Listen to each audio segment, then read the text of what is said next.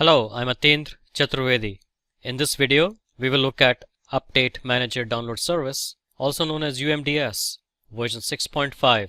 We will do a lab regarding its installation and configuration.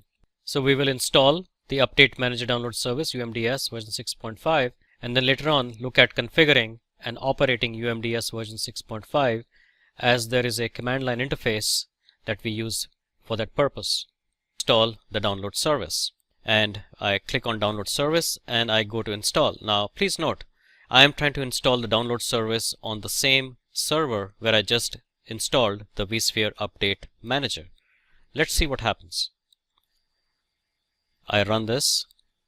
I select the language. It's going through its process. As you know, the download service is a place where you can download patches and other information once into your data center, and then multiple update managers can access that information. The download service repository can be accessed in two different ways. One is by copying the files over into a DVD or some kind of a USB and then using SneakerNet to send it over to the host, or installing a web server on the download service repository and then using that to provide the data and the patches over to multiple update managers that might be in the environment. So this is the error that I wanted to show you. VMware vSphere Update Manager download service and VMware vSphere Update Manager cannot coexist on the same system. This may not be the correct answer, but I think that this is because we are looking to use the download service with an almost like an air gap between the ESXi hosts that might be in a separate security domain and may not possibly have access to the internet like it would be provided with an update manager. So the download service basically is a way of, in an independent secure environment, downloading from the internet all the patches and then internally being able to access that information in a much more secure way. So we will go through the process of installing this update manager on a separate Windows server also to show you how that works, and then the various command lines that are the CLI that is used for update manager management. So back in the lab again, I'm logged into a Windows 2012 server, R2 server at 192.168.0.52, and this server is not running the update manager service which we installed on a different server. The reason is that the update manager download service, the UMDS that we are looking to install here, cannot be installed on a server that is running the update manager. UMDS also needs to be installed on a 64-bit server, and I believe it cannot be installed on a Windows server that is running as a domain controller either. So from my laptop, I have a folder that is available here in this Windows Server 2012 R2 machine. This is the virtual infrastructure package, the Windows-based package for installing vCenter server. Right-click on Auto Run, run as administrator. Click on Download Service. I'm going to use the Microsoft SQL Server 2012 Express as an embedded database, and I click on Install, and it is now picking up the file from my laptop, and this takes a few seconds because there is a little bit of security validation that it has to do. So it comes up with this open file security warning screen simply because it's on a different laptop. I click yes, and the process of installing the Microsoft SQL Server 2012 Express SP2 begins. I'm going to pause here and we'll come back to it when there's something more to show after the Microsoft SQL Server 2012 Express SP2 has been installed. So after SQL Server Express is installed, we go quickly through the same kind of installation we did earlier for the update manager, and it's going to do an install. Of course, on this Windows Server 2012 R2, .NET Framework 3.5 SP1 is not installed, so that's a prerequisite and will be installed. So we'll come back to the video when this is complete. I click on OK, and it's installing .NET 3.5 SP1. So once the .NET Framework 3.5 install is done, we click Next, accept the terms of the license agreement, and configure the proxy settings if any. I have a direct connection to the internet, so we're not going to do that. I will keep the same folders for the download service itself, and the location for downloading the patches would be the same as well. So I will click Next. So it says free space in the drive is less than 120 gig, sizing estimator and so on. So just make sure that you have free space. So it's just a warning. So I click OK, and I click Install to begin the installation. And we'll pause until there's some progress. So the installation is complete. The installation of the vSphere Update Manager download service version 6.5.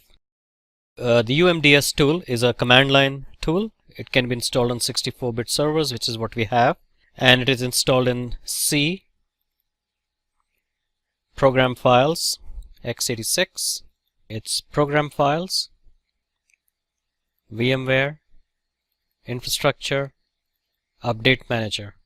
And if you scroll down to the bottom, you'll see that there are two different applications here. One is the VMware UMDS, and the other is the VMware Update Manager utility, which is used to change various options on the update manager.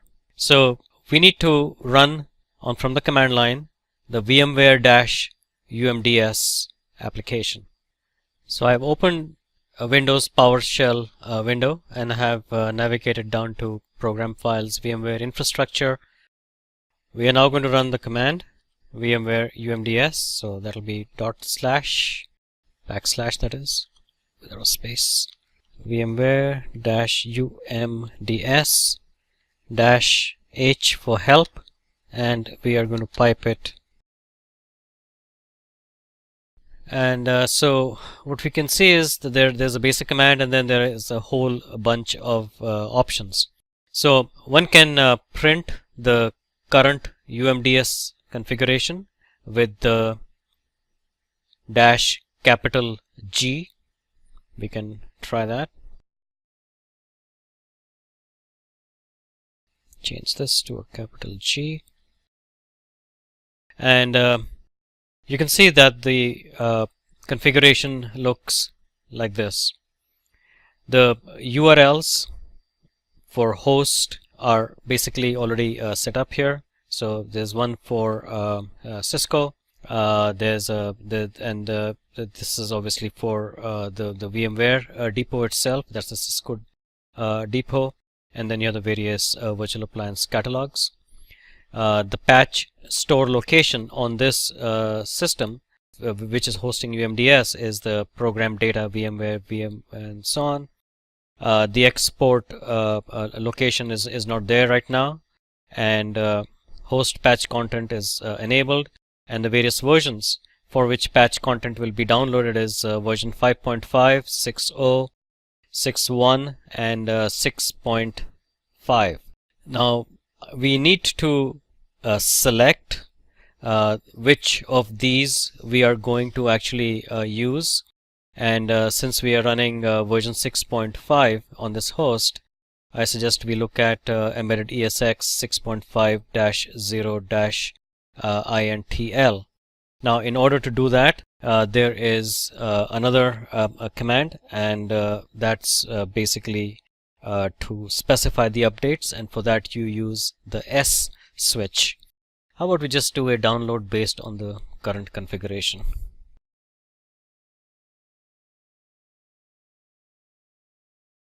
I'll download a whole bunch of things, and there we go. Bank as well. Yep, all these are Cisco ones. So we let this run for a few minutes. Well, it looks like it is at version 5.1 still, so there's a whole bunch of stuff still to go through. So I'm going to Control-C this if I can, and we have successfully stopped all those downloads coming in there. Essentially what you have to do is to deselect version 5.1, 5.5, and then download only the versions that you need. Once that is done, then these updates need to be exported along with their metadata with the E switch. So to export all downloaded updates to this, we say VMware, we set that as a default export store, and if you just do a VMware-UMDS-E, that will do the export. Now this has to be an external data store in the sense that this has to be something that can be detached, like a USB drive or something of that nature. Otherwise this would not function. If you put in a C, like I've done a couple of times, that would not work. So you need to key in the name of or the path to a removable drive, and then this drive can of course be plugged into the ESXi hosts. So in order to create a removable storage which could be used for exporting the downloaded patches and other items from VMware using the UMDS, what I did was, on my laptop I inserted a USB which became my H drive, and then I mapped that to the Windows server running UMDS here as the Z drive. So now we have the Z drive, and then when we enter the command to set the option, -S sets the option for the default export store to be Z:/UMDS, with UMDS being a directory which I created on that Z drive. When I enter this command, it sets up the UMDS configuration, and the directory for exporting updates is now ZUMDS. So now when I do an export using the default export store by keying in /VMware-UMDS-E, it starts the process of exporting all the patches and other material from the downloaded store that was used by the Update Manager download service. When this is done, I can then unplug the USB and then insert it into a ESXi host and use it as part of the Update Manager to update or patch my servers. The other option is, of course, I can run a web server and point it to my H drive or the Z drive, and then from there I can point the individual Update Manager instances over to that export store, and they will pick up all the information right from there. In the next video, we will look at the process of upgrading vCenter 6.0 to the latest vCenter 6.5. I look forward to seeing you there.